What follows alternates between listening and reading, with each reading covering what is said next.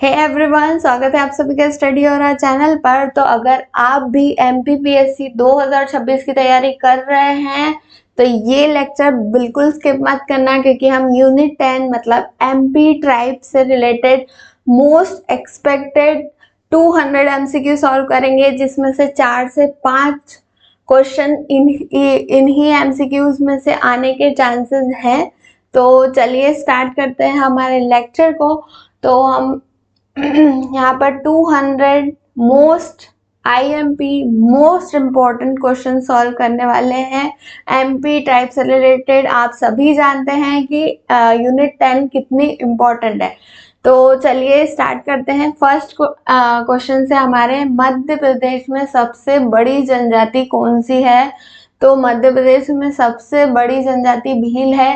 Confuse नहीं होना है, भील सबसे बड़ी जनजाति ही है, गोंड दूसरी सबसे बड़ी जनजाति है एमपी में, ठीक है। पर अगर जनजाति समूह पूछा जाता है कि जनजाति समूह कौन सा सबसे बड़ा है, तो वो गोंड जनजाति है, इसलिए कंफ्यूज नहीं होना है। जो जनजाति समूह है वो गोंड जाति सबसे बड़ी है, और ऐसे अगर बात की जाए कि कौन सी जनजाति है तो भील जनजाति है।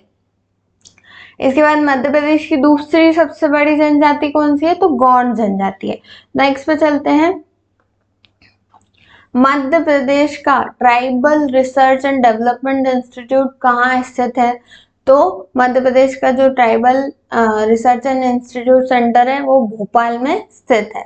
नेक्स्ट पे चलते हैं। ट्राइबल रिसर्च इंस्टीट्यूट किस विभाग के अंतर्गत आता है? तो ट्राइबल वेलफेयर डिपार्टमेंट के अंतर्गत आता है। नेक्स्ट पे चलते हैं। ये ट्राइबल रिसर्च इंस्टीट्यूट का एक प्रमुख कार्य क्या है? जनजाति डेटा संग्रह करना। नेक्स्ट पे चलते हैं। ट्राई द्वारा प्रकाशित सामग्री क्या होती है? तो जनजाति की जो रिपोर्ट है वो जो है ट्राई प्रकाशित करती है, ट्राइबल रिसर्च इंस्टीट्यूट। अब इसकी स्थापना कब हुई थी ट्राइबल रिसर्च इंस्टीट्यूट की? तो 1954 में। याद रखिए, मध्य प्रदेश बनने से पहले ही ट्राइबल रिसर्च इंस्टीट्यूट की स्थापना कर दी गई थी, क्योंकि एमपी में सबसे ज़्यादा जो पूरे इंडिया में सबसे ज़्यादा ट्राइब्स कहाँ पाई जाती हैं? तो मध्य प्रदेश में पाई जाती हैं। इसीलिए ट्राइब्स के बारे में पढ़ना बहुत इम्पोर्टेंट है, और एमपीपीएससी ने ऑलरेडी यूनिट ही अलग बना दी है ट्राइब से रिलेटेड। कारण क्या है? क्योंकि एमपी में सबसे ज्यादा ट्राइबल पॉपुलेशन है इंडिया की। नेक्स्ट पे चलते हैं। मध्य प्रदेश का ट्राइबल रिसर्च इंस्टीट्यूट प्रारंभ में कहाँ स्थित था? तो याद रखिए, प्रारंभ में जब स्टार्टिंग में ये बना था 1954 में, तो ये छिंदवाड़ा में था, भोपाल में नहीं था। स्टार्टिंग में जो है ये छिंदवाड़ा में था। पर ट्रांसफर कब हुआ, स्थानांतरित कब किया गया? तो 1956 में किया गया। नेक्स्ट पे चलते हैं। National institute for research in tribal health. हमने ट्राइबल इंस्टीट्यूट की बात करी, अब यहाँ पर ट्राइबल हेल्थ कहाँ स्थित है? तो national institute for research in tribal health, ये कहाँ स्थित है? तो ये जबलपुर में। वो ट्राई जो है वो भोपाल में है, पर national institute for research in tribal health तो ये कहाँ है? जबलपुर में स्थित है। नेक्स्ट पे चलते हैं।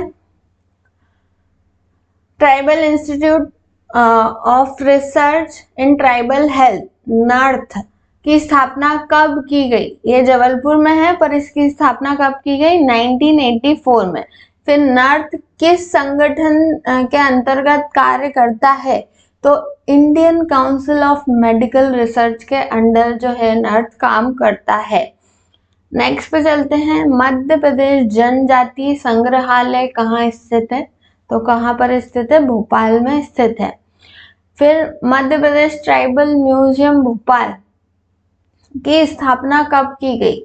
तो 2013 में जो है इसकी स्थापना की गई थी। याद रखिए, बहुत इंपॉर्टेंट डायरेक्ट क्वेश्चन उठ के आते हैं। मध्य प्रदेश ट्राइबल म्यूजियम भोपाल कहाँ स्थित है? तो कहाँ स्थित है? तो भोपाल में स्थित है। कब बना? तो 2013 में बनाया गया था इसको।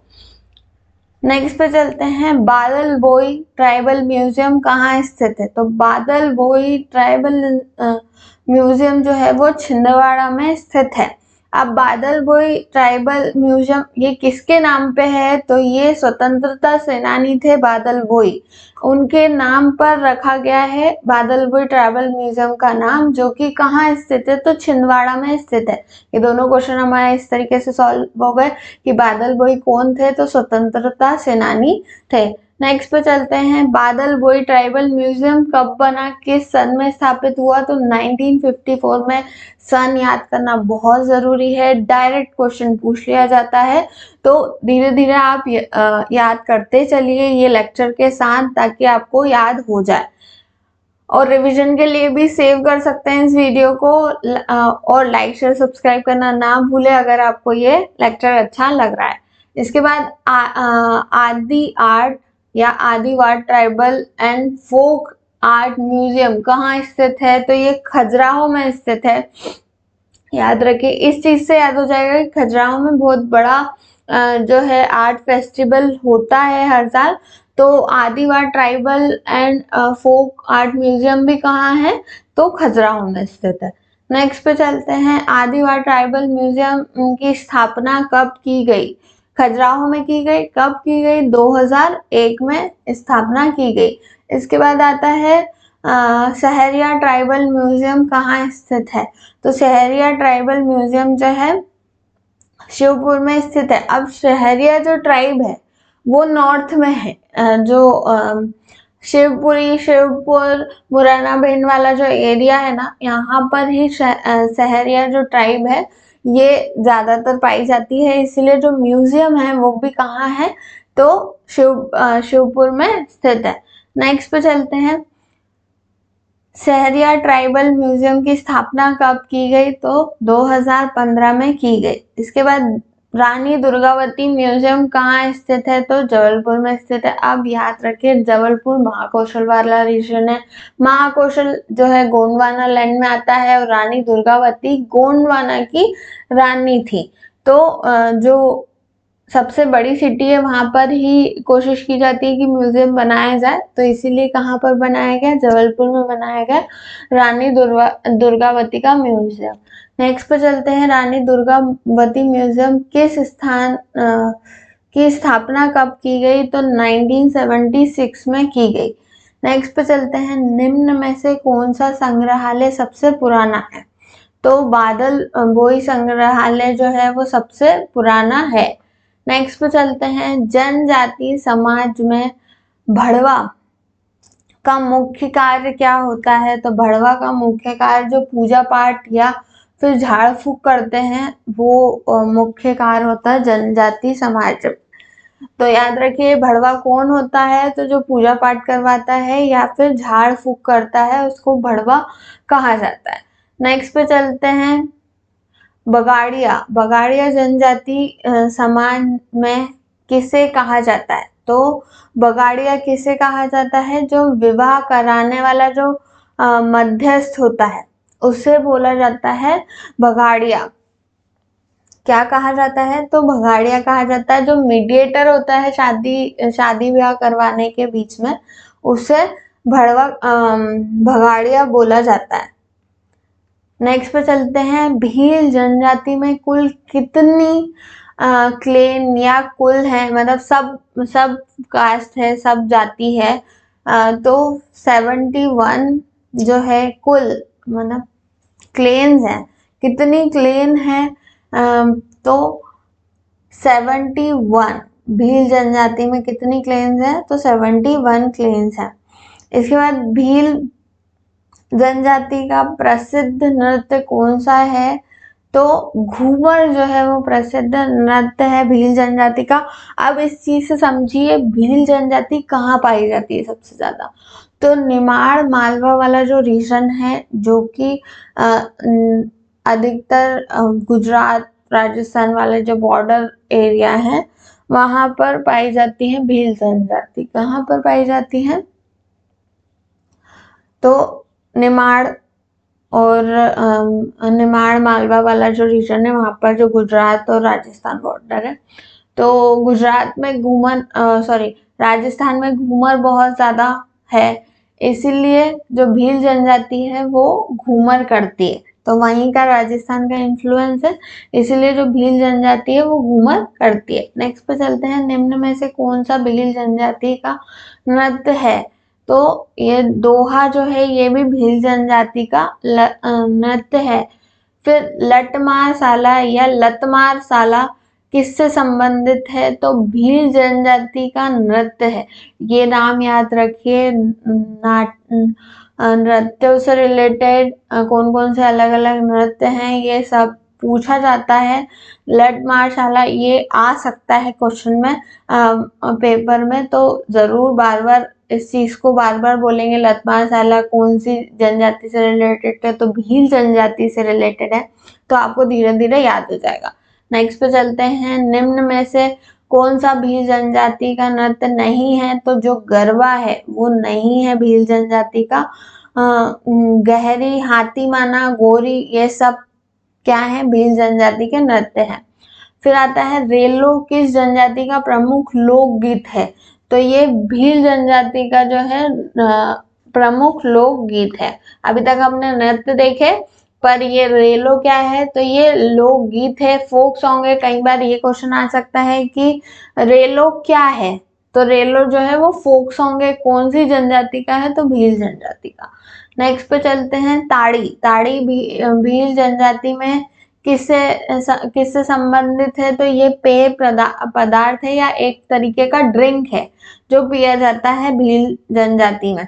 नेक्स्ट पे चलते हैं, दाम। दाम परंपरा किस जनजाति से संबंधित है?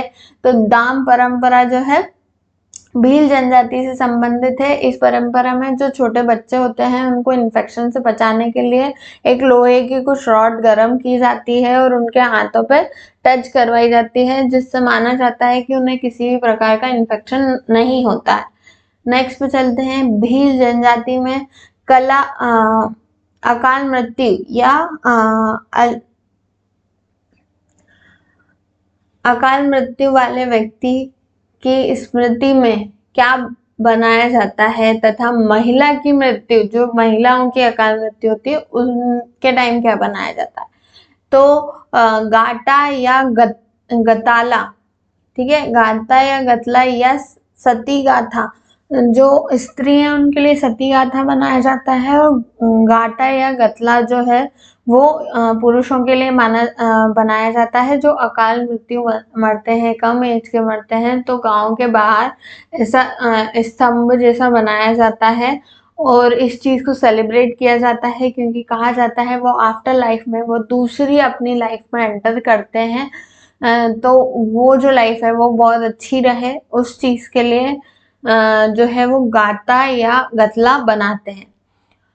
इसके बाद दापा प्रथा। दापा प्रथा में किससे दहेज लिया जाता है? तो दापा प्रथा याद रखिए, ये रिवर्स डाउरी का केस है, उसमें दूल्हे से डाउरी ली जाती है या दहेज लिया जाता है। नेक्स्ट पे चलते हैं, नात्रा विवाह। नात्रा विवाह जो है भील जनजाति में किससे संबंधित है? तो भील जनजाति में विडो रीमैरिज या विधवा पुनर्विवाह से रिलेटेड है। नेक्स्ट पे चलते हैं, निम्न में से कौन से भील जनजाति में विवाह के प्रकार हैं? तो ये सभी विवाह के प्रकार हैं, गोल गधेड़ो, घर घुस्सी, शक्ति विवाह, गंधर्व विवाह, उपयुक्त सभी जो हैं ये सब विवाह के प्रकार हैं। गोल गधेड़ो, गोल गधेड़ो ये जो भगोरिया हाट है उस समय पे होता है, उनका ट्रेडिशन है उसमें गोल का मतलब होता है गोल आकार में, और गधेड़ो जो कुंवारे लड़के हैं उनको बोला जाता है। घर घुस्सी मतलब घर घुस के विवाह। शक्ति विवाह मतलब जोर जबरदस्ती या शक्ति से विवाह करना। गंधर्व विवाह मतलब जो इसमें लड़का लड़की पहले एक साथ रह कर देखते हैं कि वो एक साथ रह सकते हैं या नहीं रह सकते। नेक्स्ट पे चलते हैं, ओगी प्रथा भील जनजाति में किससे संबंधित है? तो विवाह में जो कन्यादान होता है उसे बोला जाता है ओगी, ठीक है। नेक्स्ट पे चलते हैं, दिवासा पर्व भील जनजाति में कब मनाया जाता है और इसमें किसकी पूजा की जाती है? तो ये वर्षा ऋतु के समय बाबा देव की पूजा की जाती है इसमें। तो कब मनाया जाता है? वर्षा ऋतु के समय बाबा देव की पूजा की जाती है। नेक्स्ट पे चलते हैं, वनेश्वर फेयर या वनेश्वर मेला को किस नाम से भी जाना जाता है? तो भीलों का कुंभ मेला के नाम से भी जाना जाता है। अब याद रखिए, ये वनेश्वर मेला जो है ये राजस्थान में लगता है, एमपी में नहीं लगता है। पर जो एमपी के भील हैं वो भी जाते हैं, और भील ट्राइब्स हमने देखा कि ये राजस्थान का इन्फ्लुएंस बहुत ज्यादा है। और अगर क्वेश्चन आता है वनेश्वर मेला कहाँ है, तो वो राजस्थान में, मध्य प्रदेश में नहीं लगता, पर भीलों का कुंभ बोला जाता है उसको। इसके बाद टोक्याब, ढोल और मंडल किससे संबंधित हैं? तो ये सब जो है म्यूजिकल इंस्ट्रूमेंट या वाद्य यंत्र है भील जनजाति के। ठीक है, नेक्स्ट पे चलते हैं, बैगा जनजाति मुख्यतः किस क्षेत्र में पाई जाती है? तो महाकौशल रीजन में पाई जाती है। इसके बाद विशेष पिछड़ी जनजाति में कौन सी जनजाति आती है?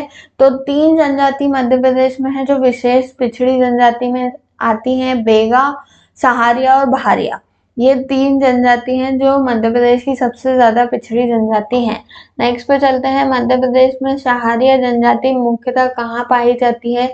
तो शिवपुरी में। मैंने आपको ऑलरेडी बता चुकी हूँ, शिवपुरी वाला जो रीजन है, जो नॉर्थ मध्य प्रदेश का नॉर्थ रीजन है, वहां पर सहारिया जो है वो पाए जाते हैं। चंबल के सहारे रहने वाले सहारिया क्या कहा जाता है? चंबल नदी के सहारे रहने वाले जो है सहारिया लोग रहते हैं।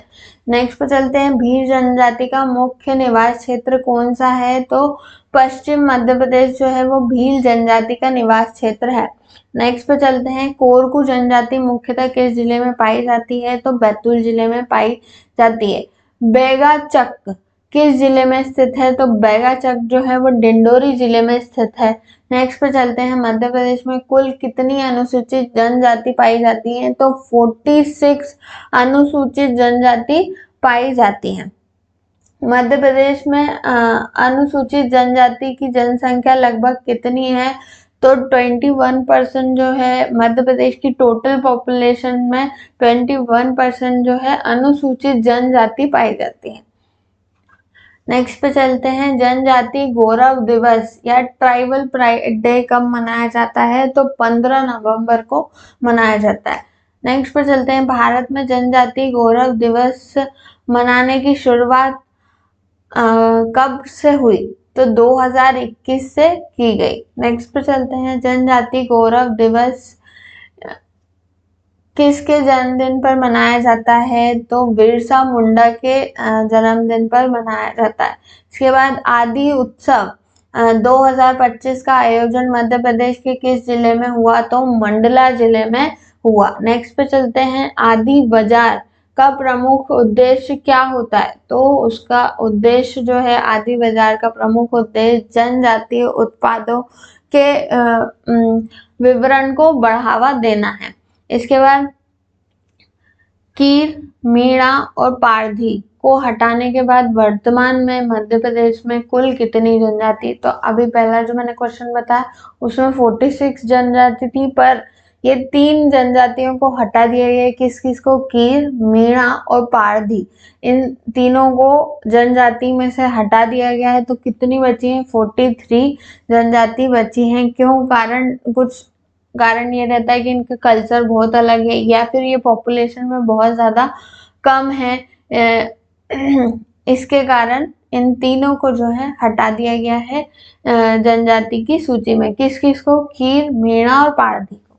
नेक्स्ट पे चलते हैं, मध्य प्रदेश में जनजाति कल्याण या जनजाति विकास विभाग की स्थापना कब की गई? तो कब की गई? 1956 में की गई। इसके बाद भारतीय संविधान के किस अनुच्छेद, अब हमें जब पॉलिटी है, पॉलिटी में भी जाना पड़ेगा जब हम ST SC रिजर्वेशन की बात करते हैं हर जगह पे, तो संविधान में भी रिजर्वेशन की बात की गई है। वो सारे क्वेश्चंस भी हम फटाफट से सॉल्व करते हैं। भारतीय संविधान के किस अनुच्छेद में अनुसूचित जाति और अनुसूचित जनजाति की परिभाषा दी गई है? तो आर्टिकल 342 क्लॉज 1 में जो है इनकी परिभाषा दी गई है। नेक्स्ट पे चलते हैं। भारतीय संविधान के किस अनुच्छेद में अनुसूचित जनजाति की सूची का प्रावधान किया गया है? तो 342 आर्टिकल 342 में दिया गया है। नेक्स्ट पे चलते हैं। भारतीय संविधान में अनुसूचित जनजाति के गठन निर्धारण का प्रावधान किस अनुच्छेद में किया गया है? आर्टिकल में किया गया है। तो आर्टिकल 366 में दिया गया है। क्या? अनुसूचित जनजाति का गठन या निर्धारण बताया गया है कौन से? आर्टिकल 366 में। नेक्स्ट पे चलते हैं। भारतीय संविधान में जनजाति क्षेत्रों के प्रशासन का प्रावधान किस अनुसूची में किया गया है? तो 5वीं और 6वीं जो अनुसूची है उसमें बताया गया है का जनजातीय क्षेत्रों का प्रशासन के बारे में किसमें बताया गया है? तो 5वीं और 6वीं अनुसूची में बताया गया है। नेक्स्ट पर चलते हैं। भारतीय संविधान का अनुच्छेद 243D किससे संबंधित है? तो पंचायतों में अनुसूचित जाति और अनुसूचित जनजाति के लिए आरक्षण से रिलेटेड है कौन सा आर्टिकल? तो 243D। नेक्स्ट पे चलते हैं। भारतीय संविधान का अनुच्छेद 243T किससे संबंधित है? तो नगर पालिका। अब 243D देखा उसमें क्या है? तो पंचायत में आरक्षण से रिलेटेड काय में है?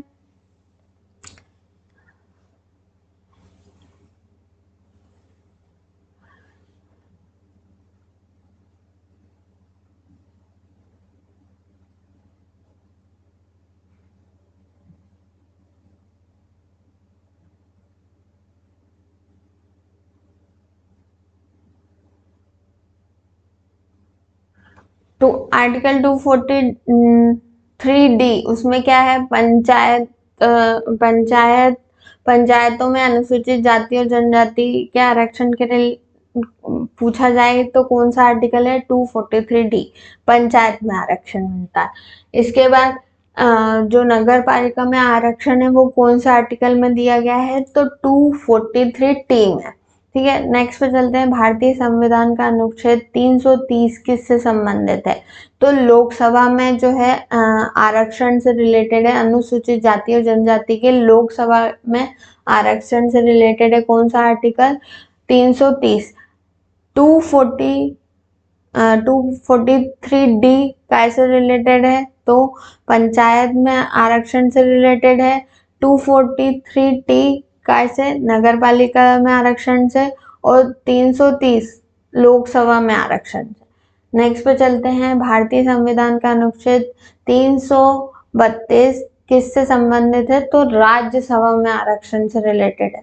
नेक्स्ट पे चलते हैं। भारतीय संविधान का अनुच्छेद 338A किससे संबंधित है? तो राष्ट्रीय अनुसूचित जनजाति आयोग। तो अगर पूछा जाए कि राष्ट्रीय अनुसूचित जनजाति आयोग जो है किस आर्टिकल के अंडर दिया गया है? तो 338A के अंडर दिया गया है जो राष्ट्रीय अनुसूचित जनजाति आयोग है।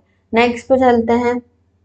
भारतीय संविधान का अनुच्छेद 46 किससे संबंधित है? तो अनुसूचित जाति और अनुसूचित जनजाति के शैक्षणिक एवं आर्थिक हितों से रिलेटेड है।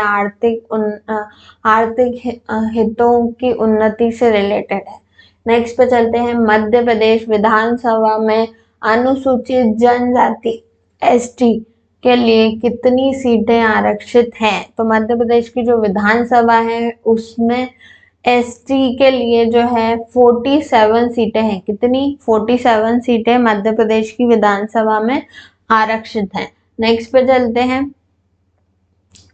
गोंडवाना क्षेत्र किस जनजाति से संबंधित है? तो गोंडवाना क्षेत्र ऑब्वियसली हम देख रहे हैं गोंडवाना क्षेत्र जो है वो गोंड जनजाति से संबंधित है। भगोरिया उत्सव किस जनजाति का है? तो भगोरिया उत्सव जो है भील जनजाति का है। याद रखिए कि होली से 7 दिन पहले मनाया जाता है भगोरिया उत्सव और भगोरिया मेला। और भगोरिया मेला लगता कहाँ है? तो झाबुआ में लगता है। नेक्स्ट पे चलते हैं, कर्मा नृत्य मुख्यतः किस जनजाति का है? तो कर्मा नृत्य जो है वो गोंड जनजाति का है। सेला, सुआ, कर्मा ये तीनों ही जो है गोंड जनजाति के नृत्य हैं।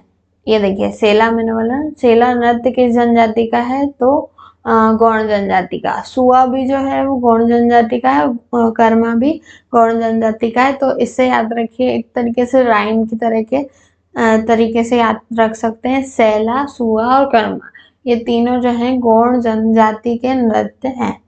नेक्स्ट पे चलते हैं, बेगा जनजाति की पारंपरिक खेती को क्या कहा जाता है? तो बेवर कहा जाता है, या झूम खेती भी करते हैं ये लोग। कौन सी खेती? बेवर या झूम खेती करते हैं बेगा जनजाति के लोग। नेक्स्ट पे चलते हैं, मधाई मेला। एक होता है मधाई मेला और एक होता है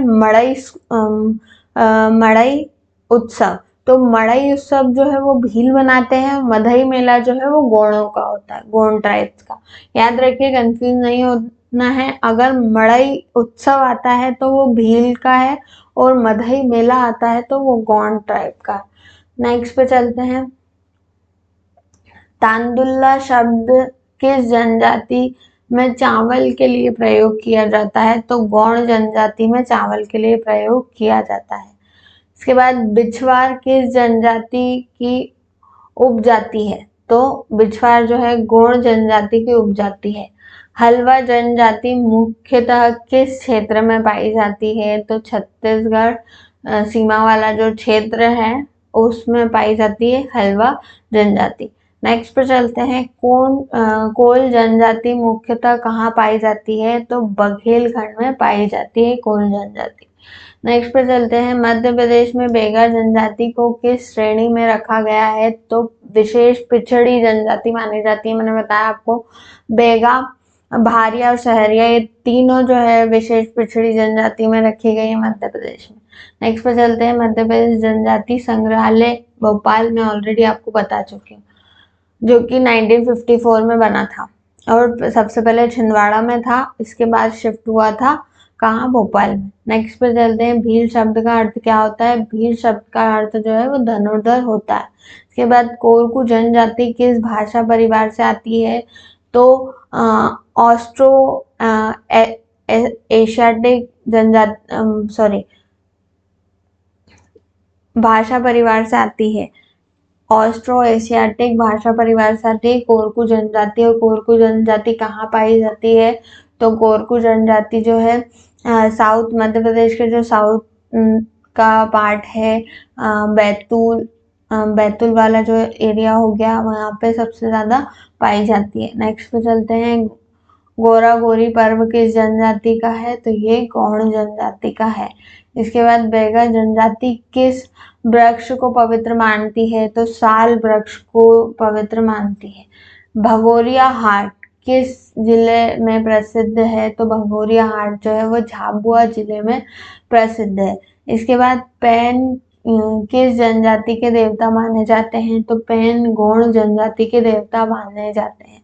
इसके बाद मूरिया किस जनजाति की उपजाति है? तो गौड़ जनजाति की उपजाति है मूरिया। फिर आता है नवखानी पर्व किससे संबंधित है? नवखानी जो पर्व है वो नई फसल जब आती है उस समय मनाया जाता है। कौन सा? नवखानी पर्व। नेक्स्ट पे चलते हैं, टांडा शब्द किस जनजाति में गांव के लिए प्रयोग किया जाता है? तो भील में जो है टांडा शब्द जो है वो गांव के लिए प्रयोग किया जाता है। इसके बाद कोरकू शब्द का अर्थ क्या है? तो मनुष्य जो मनुष्य है उन्हें बोला जाता है कोरकू शब्द का मतलब होता है मनुष्य। सिंगा किस जनजाति का वाद्य यंत्र है? तो गौड़ जनजाति का। कुटकी मुख्य भोजन किस जनजाति का है? तो बेगा जनजाति का। जो ये मोटा अनाज जो एक तरीके से होता है उसे बोला जाता है कुटकी बेगा ट्राइब्स में। इसके बाद हलमा परंपरा किस जनजाति में प्रसिद्ध है? तो ये भील जनजाति में प्रसिद्ध है। इसके बाद गोंड किसकी भाषा, गोंडी किसकी भाषा है, तो ऑब्वियसली गोंडी किसकी भाषा है, गोंड की, गोंडों की जो है गोंडी भाषा है। नेक्स्ट पे चलते हैं, मंडला जिला किस जनजाति के लिए प्रसिद्ध है, तो मंडला जिला है जो है वो गोंड जनजाति के लिए प्रसिद्ध है। बैतूल जिला किस जनजाति के लिए प्रसिद्ध है, तो वो कोरकू जनजाति के लिए प्रसिद्ध है। इसके बाद झाबुआ जिला किस जनजाति का प्रमुख क्षेत्र है, तो भील जनजाति का प्रमुख क्षेत्र है। यहीं पर भगोरिया मेला लगाया जाता है जो भील जनजाति से लगाया जाता है। एक गोल गधेड़ो एक परंपरा है जो कि इसी मेले में की जाती है। ठीक है, नेक्स्ट पे चलते हैं, शहडोल क्षेत्र में कौन सी जनजाति प्रमुख है, तो गोंड जनजाति जो है प्रमुख है। नेक्स्ट पे चलते हैं, सहरिया जनजाति मुख्यतः किस जिले में पाई जाती है, तो सहरिया जनजाति जो है शिवपुरी जिले में पाई जाती है। इसके बाद गोंड जनजाति का प्रमुख देवता कौन है, तो गोंड जनजाति का जो है बड़ा देव जो है प्रमुख देवता है। नेक्स्ट पे चलता है, कर्मा त्योहार किस महीने में मनाया जाता है, तो भाद्र पक्ष में मनाया जाता है कर्मा त्योहार। नेक्स्ट पे चलते हैं, शैला नृत्य किस पर्व पर किया जाता है, तो दीपावली के सेलासुआ कर्मा, ये कौन से ट्राइब से रिलेटेड है, तो ये जो है गोंड ट्राइब से रिलेटेड है और दिवाली पे किया जाता है सेला नृत्य। तो आज का लेक्चर बस यहीं तक। हम 2 पार्ट्स में डिवाइड करेंगे इस लेक्चर को। तो पहला पार्ट जो है वो मैं आज अपलोड करूंगी और नेक्स्ट पार्ट कल अपलोड होगा, जो नेक्स्ट 100 क्वेश्चंस का होगा, क्योंकि वीडियो बहुत बड़ा हो रहा है इसलिए मैंने इस वीडियो को 2 पार्ट्स में डिवाइड करा है। तो पहला लेक्चर आज अपलोड हो जाएगा और जो दूसरे 100 क्वेश्चन हैं वो कल अपलोड होंगे।